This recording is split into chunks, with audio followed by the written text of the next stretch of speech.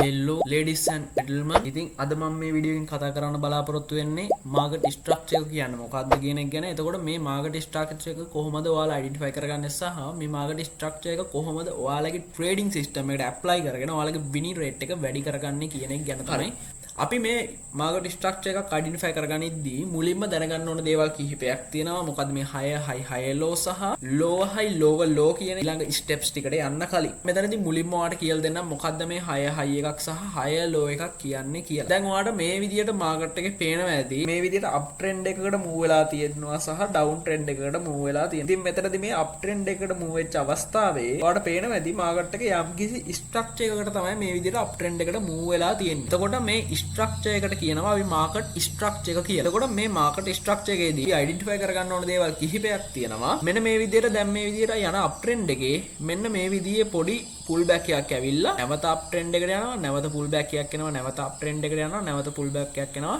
නැවත up trend එකට යනවා. එතකොට මේ එන පුල් බෑක් එකකදී ඇති වෙන හයි එකක් සහ ලෝ එකක්. මේ ඇති වෙන හයි එකක් සහ ලෝ එකක් අපි මෙන්න මේ අප් ට්‍රෙන්ඩ් එකට යන අවස්ථාවේ අපි මේ ඇති වෙන හයි එකකට අපි කියනවා හයි එකක් කියලා. අය කියන්නේම අප් ට්‍රෙන්ඩ් එකකට යන අවස්ථාවේ නිසා. එතකොට මේ හයි එකකින් පස්සේ පුල් බෑක් එකේ අවසාන මොහොතේදී ඉති කරලා නැවත අප් ට්‍රෙන්ඩ් එකට යද්දී මේ ඇති වෙන ලෝ එකට අපි කියනවා ලෝ එකක් කියලා. එතකොට මේ ලෝ එකක් ඇති වෙන්න නම් අනිවාර්යයෙන්ම මේ හයි එක බ්‍රේක් කරලා මාකට් එක යා යුතුයි. එතකොට මේ හයි එකක් බ්‍රේක් කරලා මාකට් එකක් ගියාට පස්සේ මේ බ්‍රේක් වෙලා තියෙන අවස්ථාවෙන් පස්සේ මෙතනදී අපි මේක නම් කරනවා ලෝ එකක් කියලා. එතකොට මේ හයි එක බ්‍රේක් කළා මාකට් එක ෆ්ලයි වුණාට පස්සේ අපි මේ ලෝ එක හඳුන්වනවා ලෝ එකක් කියලා. මේක මොකද්ද? හයි එකක් සහ මේක මොකද්ද?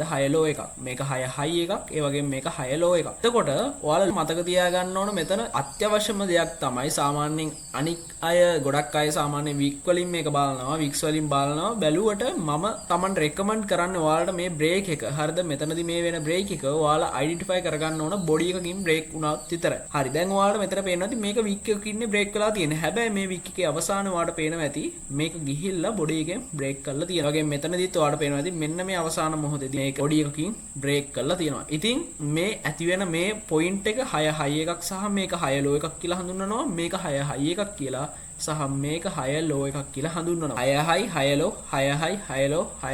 හයි ලෝ කියලා මෙන්න මේ විදිහට ඇති වෙන්නේ මේ අප් ට්‍රෙන්ඩ් එකේදී පමණයි. එතකොට අපි ඊළඟට දැනගන්න ඕන දේ තමයි ලෝව ලෝ එකක් සහ ලෝව හයි එකක් කියන්නේ කියන. එතකොට ඔයාලට මේක අවබෝධ කරගන්න ගොඩක් ලේසි වෙයි. මොකද්ද මේක අවබෝධ කරගන්න ගොඩක් ලේසි වෙන්න හේතුව මෙන්න මේ විදිහට. හරිද? මෙන්න මේ විදිහට ඩවුන් ට්‍රෙන්ඩ් එකක් එනවා. දැන් අර කප් ට්‍රෙන්ඩ් එකක්. එතකොට මේක ඇති වෙන්නේ ඩවුන් ට්‍රෙන්ඩ් එකක්. ඒ ඩවුන් ට්‍රෙන්ඩ් එකේ ඔයාලට බලා ගන්න පුළුවන් මේ විදියට ඩවුන් ට්‍රෙන්ඩ් එකක් නිසා අපි මේකට ලෝවර් කියලා කියනවා. මේක අප් ට්‍රෙන්ඩ් එකක් නිසා මේක හය, මේක ලෝවර්. එතකොට මේ ලෝවර් එමන් නැත්තම් ඩවුන් ට්‍රෙන්ඩ් එකක්. එතකොට මේ ඩවුන් ට්‍රෙන්ඩ් එකේදී අපි මේ ලෝ එක මේ ඇති වෙන ලෝ එකකින් පස්සේ මේ ඇති වෙන ලෝ එකෙන් පස්සේ මේ දෙන මූවමන්ට් එකේ ඇති වෙන මේ හයි එක අපි හඳුනනවා ලෝවර් හයි එකක් කියලා. එතකොට මේක මොකද්ද? ලෝවර් ලෝ එකක්. එතකොට මේක මොකද්ද? ලෝවර් හයි එකක්. එතකොට මේක ලෝවර් ලෝ එකක්, මේක ලෝවර් හයි එකක්. හයි ලෝ. එතකොට මෙතන හයි එකක් හදනවා. ඊට පස්සේ හයි එකෙන් පස්සේ දෙන මූවමන්ට් එකේදී ඔයාලට බලා ගන්න පුළුවන් මේ විදියට මේ මොකද්ද? ලෝ එකක්.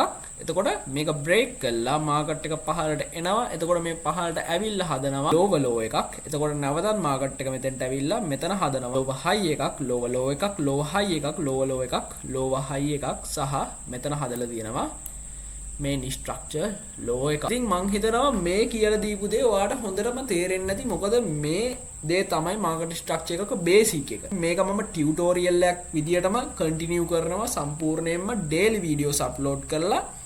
මේ වගේ විනාඩි 5ක වගේ පොඩි වීඩියෝ එකකින් ඔයාලට මාකට් ස්ට්‍රක්චර් එකේ බේසික් ටු ඇඩ්වාන්ස් හැම දෙයක්ම කියලා දෙනවා. ඒ වගේම තමයි මේ මාකට් ස්ට්‍රක්චර් එකෙන් පස්සේ SMC ICT ඒ වගේම MSNR මේ වගේ කන්සෙප්ට්ස් ගොඩක් ගැන ඔයාලට කියලා දෙන්න බලාපොරොත්තු වෙනවා. මේ හැම දෙයක්ම විනාඩි 5ක් වගේ පොඩි ප්‍රමාණයක්, විනාඩි 5ක් විනාඩි 10ක් අතර පොඩි ප්‍රමාණයකට සීමා කරන්නේ ඔයාලට මේක ආගේ ඔළුවට ඇබ්සෝබ් කරගන්න පුළුවන් වෙන ප්‍රමාණයට පමණයි. අපි next video එකෙන් සෙට් වෙමු. සියලුම දෙනාට ජයග්‍රාහී දවසක් වෙන්න කියලා ප්‍රාර්ථනා කරනවා.